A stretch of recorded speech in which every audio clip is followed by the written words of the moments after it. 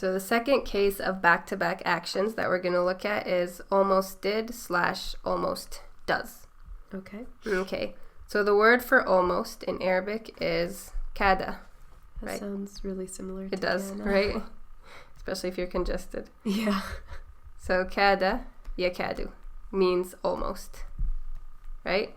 So similar to the kana template, right? The was, doing, used to template, kada will tack on to a present tense action sentence, Okay. right? Mm-hmm. But when we were looking at kana, right, we saw that the kana was always in the past tense, Right. right? The difference between that template and the one we're looking at now is that kada can appear both in the past or the present. And does that affect anything? It does. It does. So if you have kada in the past tense, right, kada plus a present tense, right, it'll translate as almost did, right, because kada is the past version and did is also past tense, Okay. right? So if the kada that's attaching to your sentence is in the past tense, it'll translate in the past as well, almost did. Okay. Okay, but if you have yakadu, the present tense version, then it'll translate as almost does, right? Because does is also present tense. Gotcha. Right, so the tense of the kada will affect the tense of the translation. Okay. Is that clear? Yeah, I guess it makes sense because there's no tense for almost in and of itself in English. So Right. It has to kind of manifest somehow. Exactly. As in the did, or in the other action. So kada plus present is almost did. Yakadu plus present is almost does. Okay. Let's look at some examples. Mm-hmm. Okay, so number 1, وَكَادُوا يَقْتُلُونَنِي.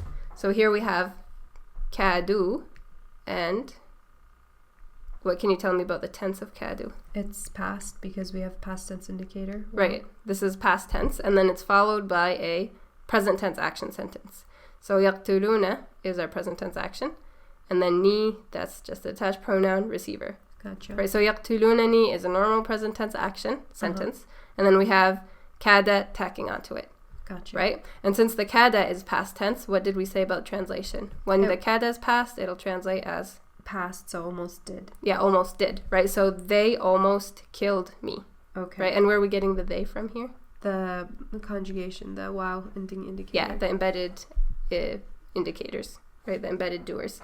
So they almost killed me, right? Mm-hmm. Rather than they almost kill me, right? We say they almost killed me in the past tense because our kada is in the past tense. Uh-huh. Right? So like we said, the tense of kada affects the tense of the translation of the action. Mm-hmm.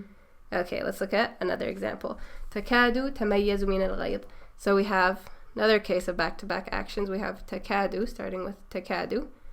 What can you tell me about the tense of takadu? It is present because of the ta and the u at the end. Right, it's present because we see ta and u.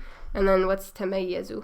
Also present because of the ta and the u. Right, that's another present tense action. And then min al-ghayth is just a TLDR. Right, so we have, when we have a present tense takadu attaching to a present tense action sentence, it translates as almost does, right? So here we have it almost tears up with rage, Okay. right? Rather than almost tore up, right? Because takadu is in the present tense. So the action following the almost is going to translate in the present tense. All right, makes sense. Okay, so recap of today's lesson. So kada, just like kana, can attach itself or does attach itself to a present tense action sentence, but the difference between the two is that the tense of kada itself will affect the translation. Right. So kada plus the action sentence equals almost did, because kada is past and did is past, and then yakadu plus action equals almost does, because yakadu is present, and so the translation will be present tense as well. Very good.